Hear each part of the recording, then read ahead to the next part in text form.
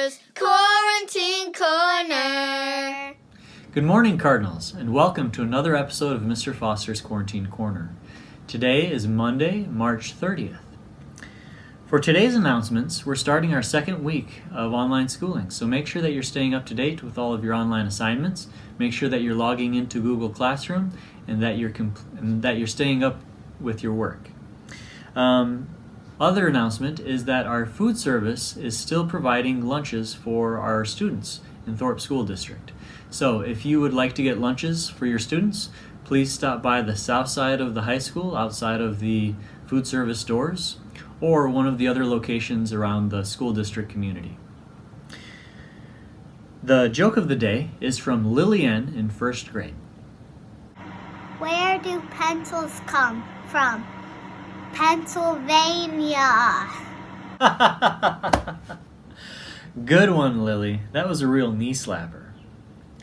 Today's fun fact is actually a challenge from Mrs. Lisiecki. Hello, Thorpe Cardinals. It's Mrs. Lisiecki here. I hope everyone's doing well and staying safe. Now that we're all stuck inside, you might be looking for some things to keep you busy. Well, I have just the challenge for you. I bet everyone has one of these laying around. So my challenge to you is this. Take one of these or more and get creative. Use your imagination and turn it into something. Now, I couldn't let you guys have all the fun. I created this little guy this morning. Yep, I had to make a cardinal. I can't wait to see what everybody comes up with. Happy creating. Very cool, Miss Lisiecki. Thank you very much. If you want your toilet paper roll creation featured on Mr. Foster's Quarantine Corner, take a picture of it with yourself and email it to afoster@thorpe.k12.wi.us so that we can show it to everybody in the community. Thank you. Good morning, Cardinals. Welcome to this episode of Mr. Foster's Quarantine Corner. Today is Monday, March 30th, and I am very excited to be here with two-time Grammy Award-winning drummer and musician, educator, composer, performer, Derrek Phillips. Welcome to the show, Derrek. Thanks for having me, sir. Good to see you. All right. So I'd like to let you guys know a little bit about Derrek before we begin our interview. Derrek, like I said, is a two-time Grammy Award winner, drummer that has carved out an exciting musical career as a performer, composer, and educator. His love for music started at a young age. As a child, Derrek built his foundation in music as a member of several youth and community orchestras and drum corps, including the Concord Blue Devils Drum and Bugle Corps. He received his bachelor's degree in music at William Patterson University in Wayne, New Jersey in 1998. After several years working in New York City, Derrek and his family decided to make Nashville their home. In 2014, he became Hank Williams Jr.'s drummer. That same year, Derrek received a Grammy for his performance on Mike Ferris's Shine for All the People. He now chairs the drum seat for chart-topping country artist Brett Eldridge and received his second Grammy for his performance on Gloria Gaynor's Testimony in 2020. His drumming can be heard on Vanessa Williams' The Real Thing, Michael McDonald's This Christmas, and Robin Ford's Purple House, among many others. He has performed on The Tonight Show with Jimmy Fallon, The View, BET, BBC, CBS Early Morning Show, the American Country Countdown Awards, and A Prairie Home Companion with Garrison Keillor. And he continues to tour and record all over the globe. As an educator, Derrek has spent many years working with many marching bands, drum corps, jazz ensembles, and he is currently a drum set instructor at both Middle Tennessee State University and Vanderbilt University. From writing jazz arrangements and marching drill design to facilitating master classes and private lessons, Derrek Phillips has done it all. So, Derrek, I want to start out this interview by asking you maybe about one of possibly your greatest accomplishment of all. What is it like being Mr. Foster's brother-in-law? Well, I tell you, it's very, very, very humbling. It's a very tough act to follow. Mr. Foster, very accomplished person. Yep. Yep. No, it is an honor. Keep it coming, Derrek. Keep it coming. It is an honor to be your brother-in-law. So it is cool, very cool. It's, especially you being an educator. It's great being a family of educators. My wife is an educator. Your wife, our sister. So it's very cool that we're related. So, but it's funny hearing you read that bio. I'm like, he's not talking about me. He's talking about some other dude. So it's kind of amazing. I'm constantly awestruck of what I get to do. I feel very blessed and very humbled to do what I do. I literally hit metal and wood for a living, and people give me money, and I get to go around the world and work with incredible people and to interact with many people around the world. So it's I do not take it lightly. So to hear you read those words again, even though I wrote them a while back, it still hits me kind of hard. Yeah, I didn't fact check this, so I'm hoping it's all true. No, I know that you put in a tremendous amount of work, and very few people get to do what their number one passion and love is for a living like you do. So I guess what started this all? What made you pursue music, I guess? I mean, it started in my home. Both of my parents were musicians. They both had dreams of being professional musicians, but once they got married and they decided to start a family, and they realized that music wouldn't be in the cards for each of them. My mom wanted to be in the San Francisco Symphony, and my dad wanted to be a professional jazz drummer. So thankfully, that even though they decided to move on to other careers as they started their family, their love for music never ended. So I incessantly heard music in the house all the time, every style, every genre, every era. And so I think it was just natural for me because I heard it so much, and it just got in my bones, partially from my DNA, from both my parents being musically inclined and just the environment. I couldn't get away from it, literally. So that's what started. So. Yeah. So I guess this isn't something that you and I have talked very much about because your parents passed away several years ago. Right. But what instruments did your mom play? You said your dad was a jazz drummer? He's a jazz drummer. Mm-hmm. Okay. And what did your mom play? My mom, well, she started on saxophone and flute, and then clarinet. And then when she was 15, I think, was she 15? I think in 1960, she became the first bassoonist in the entire San Francisco school district. Like her band director said, "I think you sound good on bassoon." And so he got one for her, and she became the first bassoonist in the district. And so that was her dream. She wanted to play bassoon in the symphony. So did your parents, I guess, I don't want to say force you, but did they kind of point you in the music direction, or did they just kind of leave it up to you?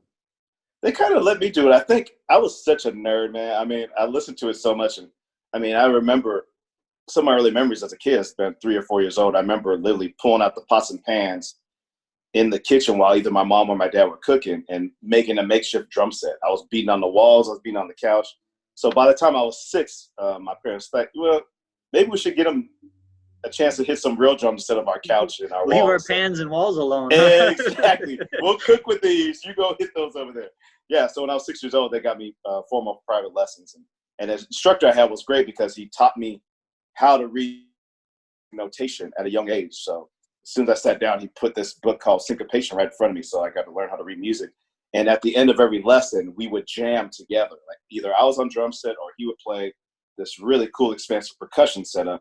And we would jam to the music of the day. I'm going to date myself now, but we're jammed to like songs by Rush and Prince and Madonna.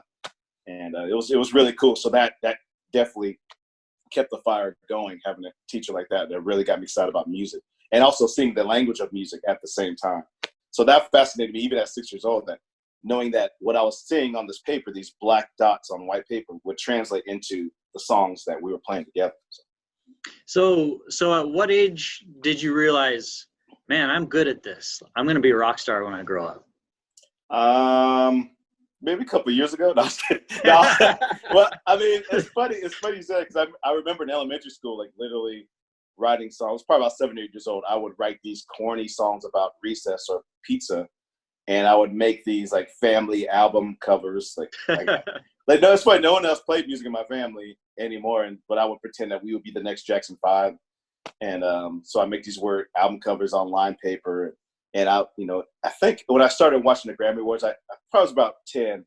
I would like practice my Grammy speech and want to be on stage, accept an award. And so, and then obviously, Exactly. And especially because back then, like when I was growing up, like that was the height of musical video. So MTV had just started out, VH1 was there, and then later on BET. So I was just obsessed. Whenever the TV's on, chances are I was watching either MTV or VH1. So I think seeing people constantly do what that just fueled the fire. Like I just became fascinated.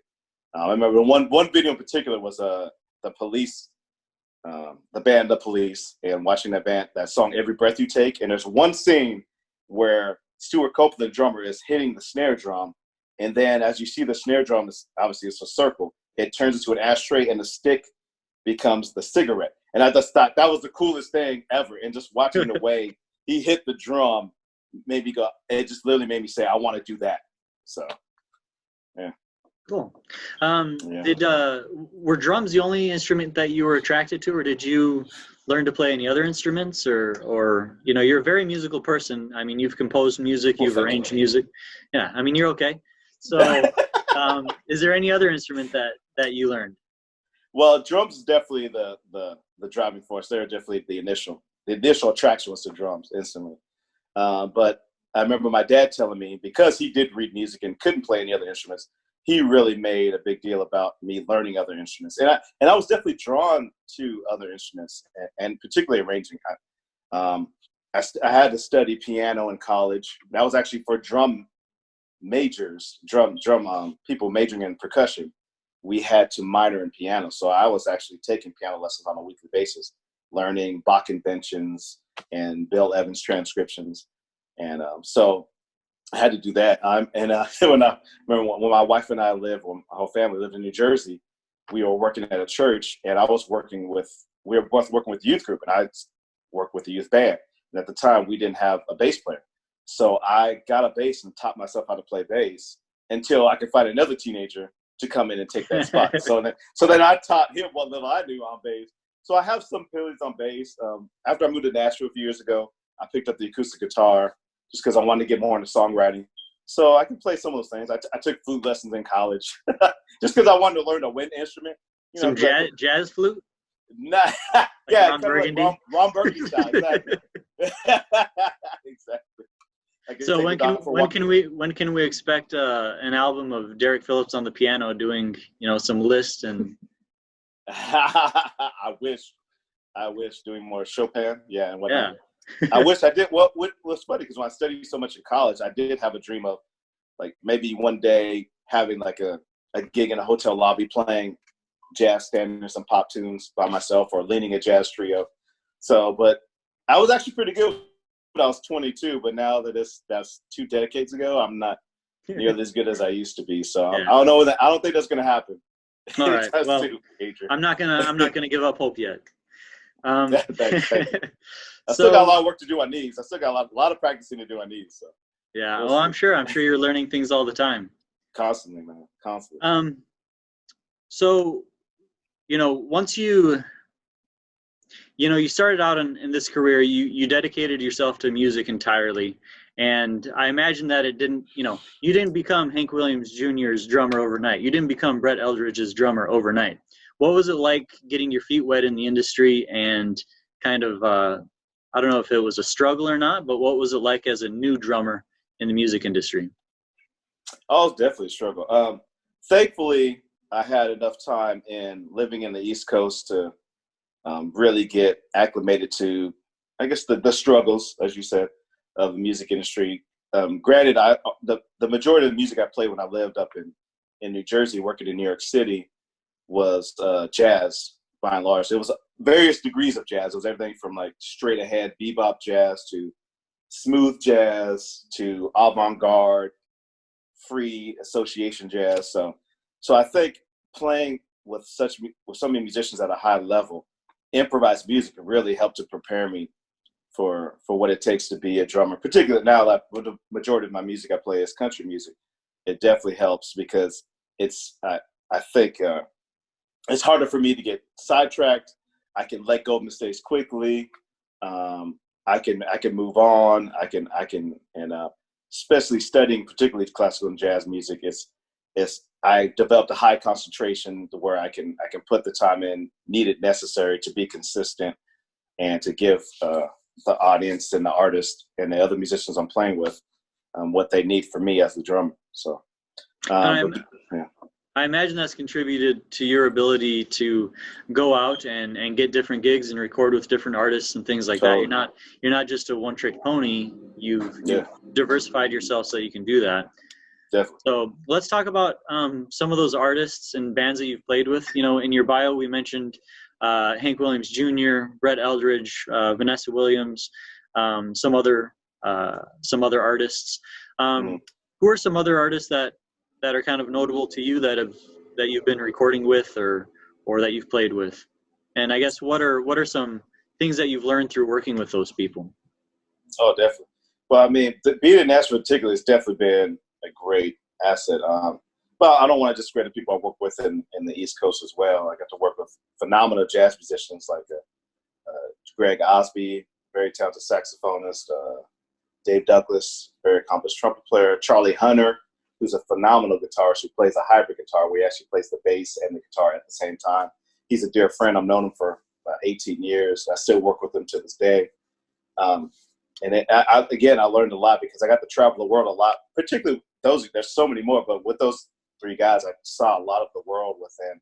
I spent a lot of time in a car, on a plane, on a bus, and just learning not only just how to play music, but how to be a human being, how to be an adult in the music industry, like a lot of things we don't really learn in school is like, how to pack when you have a 3-week tour in Europe, or, what a contract looks like, or, how to deal with learning a new language, and when you go to Japan, and what are key words to learn. Like, so a lot of that stuff, I think, are great assets that I learned that are very key that many of us don't talk about.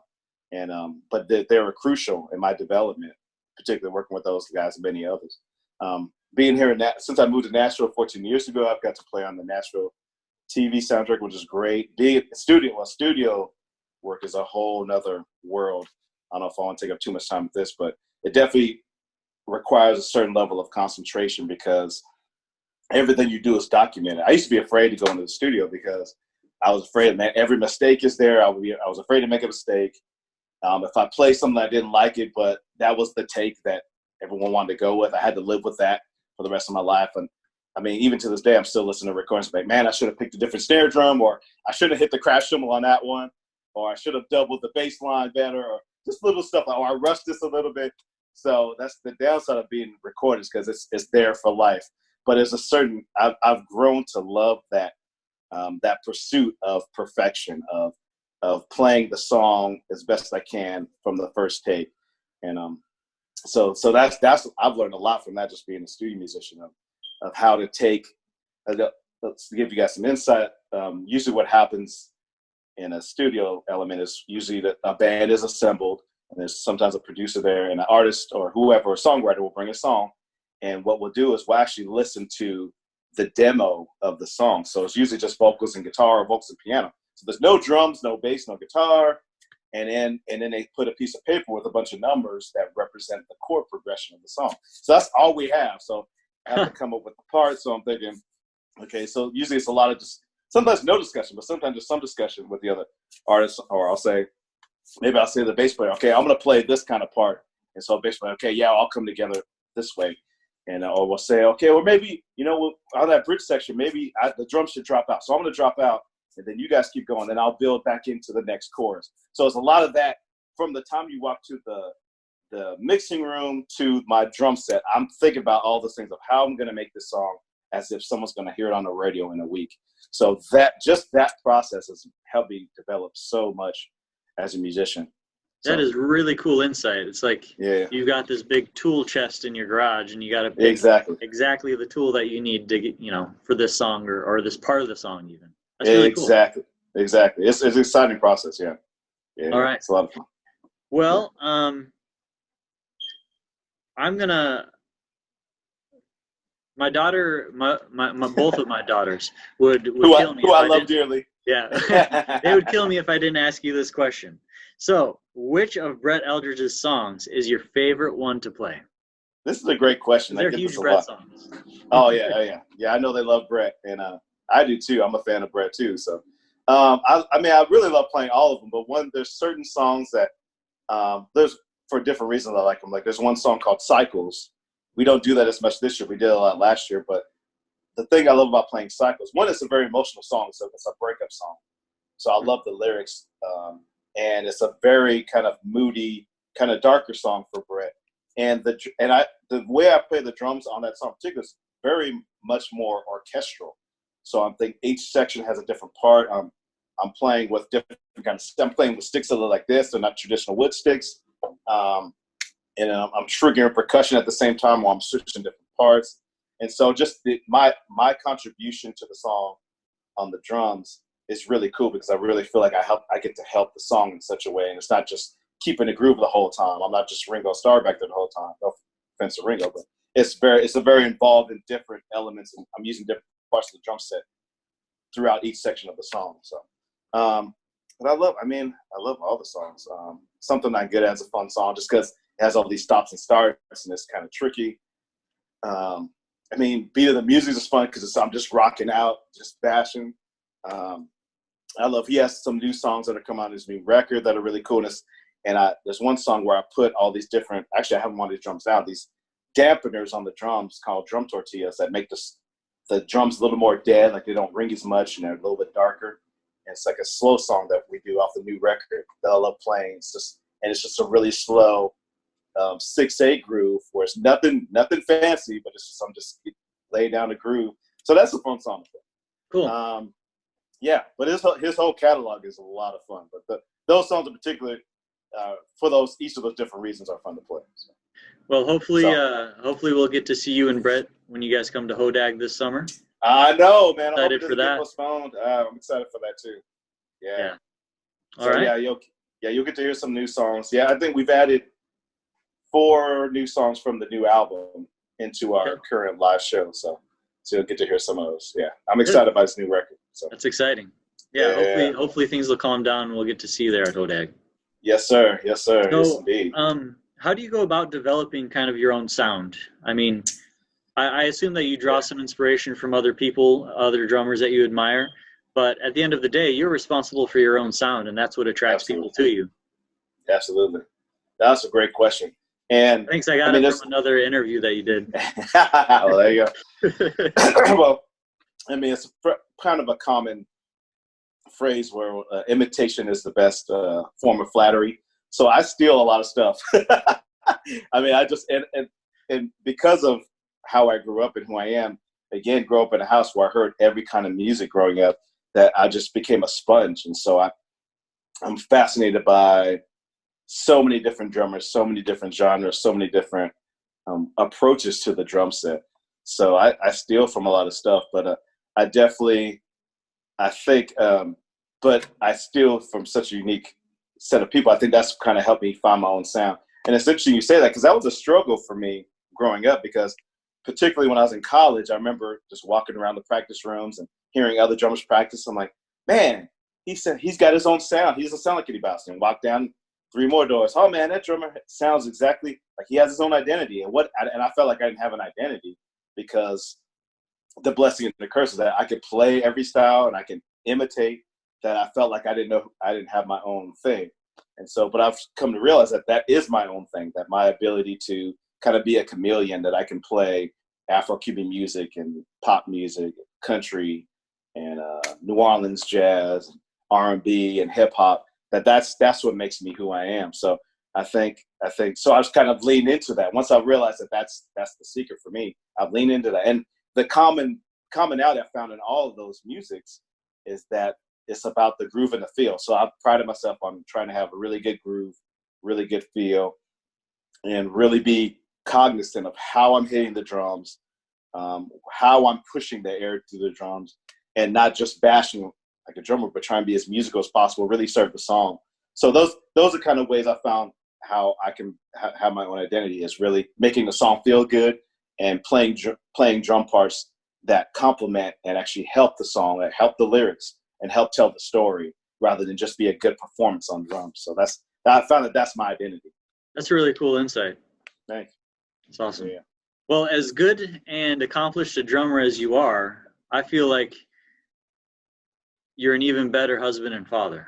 Oh, thank you. We're really close to your family, obviously, and love hanging out with you guys. With all the traveling that you do, and most of your performances are going to be late at night in the evenings and stuff when a lot of families have family time and that sort of thing. How do you balance being a successful touring and recording musician, but also being a family man first and foremost? Well, I remember it's funny when Mariah and I decided to get engaged. We were still in college, and I remember talking to one of my professors about it, and he said, it's not easy. It's serious business when you decide to get married and be a traveling musician. That's why a lot of not only just musicians but artists in general, entertainers, athletes, a lot of them do stay single for a long time because it is a struggle to keep a family unit together. So. But one of the things that my professor said, shout out to Rufus Reed, phenomenal bass player. He said that, what makes a really good musician is a great partner. And so having Mariah be my partner in this has really been truly a blessing. So having a strong, independent woman who can handle things when I'm away and not just handle things, but I mean, she runs things. Even when I'm here, she's running things, which I'm glad because she's good at that, which is why she's got to definitely getting into politics because she's good at it. So, but yeah, when I would travel for 2 to 3 weeks at a time, she was great at holding down the fort. She had a full-time job herself and shuffling the kids everywhere. She's just good at that. She's great at doing what needs to be done. So that helps. And she never gave me the impression that she felt slighted or that I was taking advantage of the situation because I get to go live the, globe traveling life while she stays home. But and so knowing that when I would come home, I would definitely try to make up the difference. So whenever I was home, although I was still working, I made sure I got to chaperone at least one field trip a year. I make the lunches for the kids, make breakfast in the morning, help them with homework. Even when I'm on the road, I could be in a car traveling to another city, and I'll be helping my kids with their math or Spanish, or just helping sort out issues. And thankfully, we live in a world where technology is so advanced that I can help with the bills. I can help with a lot of things at home, even when I'm away. Remote case in point, we're able to have this interview by remote. We're several thousand miles away, and we can still do this. So case in point, when I was on the road, thankfully I could still be home and still be involved to help out as much as I can. So that's what I try to do as much as I can. And it's not the same. Like looking at pictures, not the same as obviously being with the people that you love. But that's what I would do. I would take pictures. When the kids were really young, I would record. I would record bedtime stories on cassette tapes and have the kids listen to it when I was gone, so they would remember my voice when I came back home.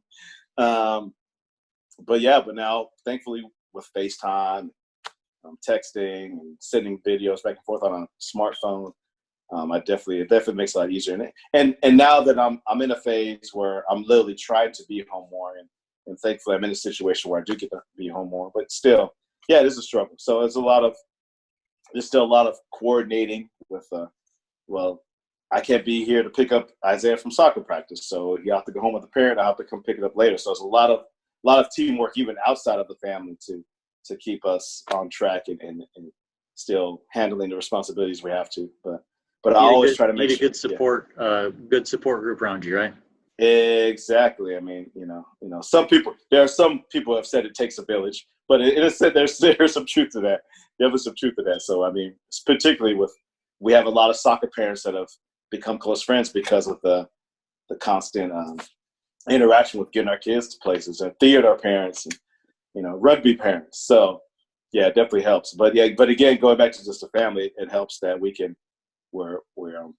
I'm trying to be as cognizant as possible of knowing I need to check in. I need to be present even when I'm not physically there. And now in our family, the table is slowly shifting because now that my wife's moving into politics. A couple of years ago, she ran for Congress. So she was the rock star in 2018. She was the one going to a bunch of events, traveling constantly. So there was a shift. So I definitely had to be home more and make different types of decisions in terms of how we take care of the family. So thankfully it still worked out. But yeah, so now, and I'm actually working on, like I told you before the interview, I'm building a studio in our home we just purchased. So I'm trying to make a concerted effort to, as much as I can, work from home. That way I can still be here for the kids and allow my wife to pursue her dreams and pursue her goals, since she supported me so long while I was doing that for myself. So. All right. What advice? I guess let's kind of wrap this up so we have a little bit of time for you to maybe treat us to a little demonstration. I guess what advice would you have for some aspiring musicians? I'll just say listen and be intentional. Don't deny anything at first glance or first hearing.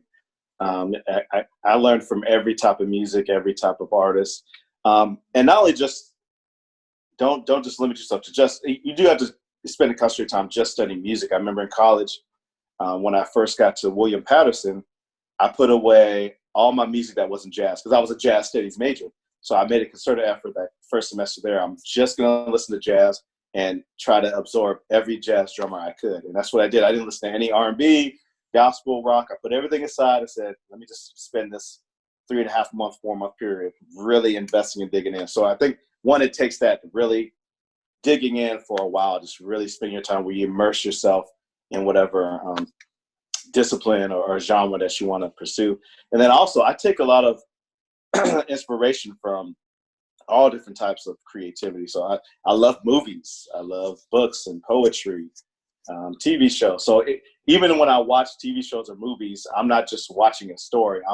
I'm checking out, okay, why did they decide to use that kind of lighting? Or that was, oh man, or that was a great delivery. That was an impressive monologue.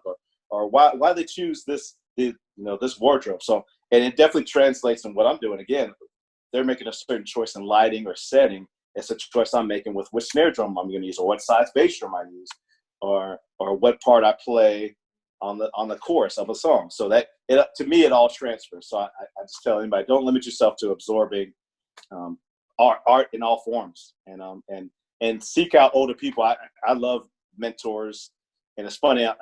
It's kind of sad because I realize I'm the old guy now, because I'm now becoming the mentor. And like younger drummers move to town, they call me like, "Hey, someone gave me your number. Let's go have coffee." I'm like, "Cool." I'm like, "Man, I'm the old guy. I remember I was supposed to be the young guy." But I still love it. I love it because I get to interact with people, and I get to see them, 10, 15, 20 years ago. See me, who I was 10, 15, 20 years ago, in them as they're pursuing their dreams. So, but I'm still constantly seeking wisdom from older people, people who've accomplished. So I definitely love having mentors and people in my life that can speak into my life and I can continue to learn from. And so a lot of them are my own peers. Like I have a text thread with a handful of my closest drummer friends, and we're constantly there for each other everywhere. We're educating each other. We're pouring into each other. We're learning from each other. So I never want to stop doing that. So I definitely tell and lastly, I think practice is important. And practice doesn't necessarily mean just playing too. Sometimes just listening, sometimes just writing, sometimes it's just looking at your setup. And, sometimes practice, I'm like, is my posture correct? Is everything where it needs to be? Is every instrument in its right place so I can get to it? That's a part of practicing. So I feel like people should really be not just looking at a piece of paper, just playing the parts, okay, I'm done, but really being present in what they're doing. Like, how am I hitting the snare drum? Am I using too much arm? Am I using too much wrist? Or could the cymbals be a little higher? Or maybe that cymbal's too loud? All that stuff. Am I breathing while I'm playing? One common downside of drummers is that we don't breathe into our instrument. We don't sing or play wind instruments. So we have a tendency to hold our breath, which is very bad. So, all that stuff, checking in with your body and checking in with what it sounds like and not just going through the motions. So really being present in those moments of practice. All right. Yeah, that's enough. I've been rambling. So no, it's awesome. I mean, I play the drums too, and I'm like, man, I didn't even think about any of that stuff. I mean, okay, let's be clear. I don't play the drums anymore, but I used to. I've seen you play recently. That stuff is all pretty good. Thank you, man. Thank you. So, keep playing, by the way. Yeah, right. So Derrek, if people want to connect with you or get to know you a little bit better, how could they follow you or reach out to you? I have a website. You can go to www.derrek, DERREK, middle initial C, Phillips.com, and check out some stuff there. I have some pictures and some cool stuff there. I'm on Instagram. That's probably the platform I use the most. So Derrek C. Phillips is my tag for Instagram. I got some videos on YouTube. Derrek Phillips is subscribe to that. And yeah, and also check out Brett Eldridge's tour schedule, and I'll be there. I'll be there in the back. And yeah. Awesome. Well, I was thinking about closing this episode by featuring myself on the drums, giving kids a treat. But I thought, this might be the only chance they have to see you play. Yeah. So then we could have a drum battle. We should be about a drum set. We could have battled together. That's what we should do. I'm sure that would have been something to see for sure. It would have been close, man. I would have to tell you to take it easy on me. So yeah, it reminds me of that drum battle on what was it, Saturday Night Live, I think, with Will Ferrell and then the drummer from Red Hot Chili Peppers. Chad Smith. Yeah. That was a pretty good one.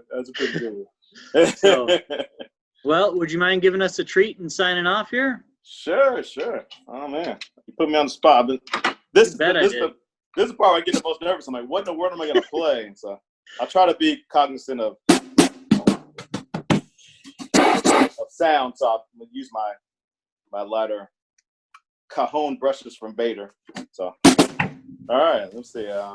Let's see what happens. All right, here we go.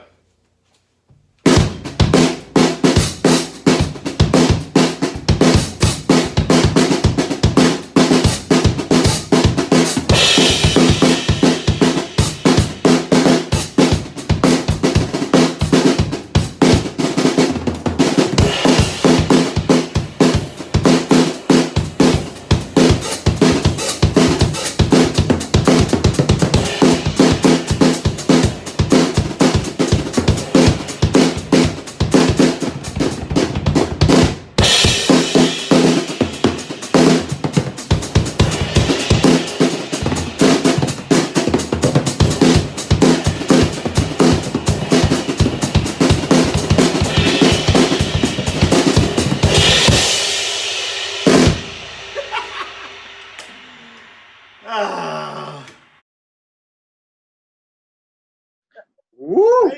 I ain't get to warm up. So, sorry, guys. I ain't get to warm up. It's early morning. That was the first touch, so you got to forgive me. And these things are bigger than I remember, so I didn't stretch out or anything. So this is great. Awesome. Derek. Well, thank you so much for joining us. This has been a real treat, man. And man, I hope family's well. I hope Mariah's doing well. I hope that she's she finds some success in her endeavors. Me too, man. Well, love to you and Brittany and to the girls. Kiss the girls for me. I miss them. Will do. Tell them I said hey. All right, right. Thanks, man. This has been great, man. Thanks for calling me for this. This is a really cool thing. Yeah, take care, man. I'll see you. If you'd like to get to know Derek a little bit better, he did an awesome interview on Music City Select. So just search Derrek Phillips, Music City Select, and he was on Season 2, Episode 8. And you can learn more about him. That does it for today. So Cardinals, remember to stay safe, stay sanitized, and stay smart.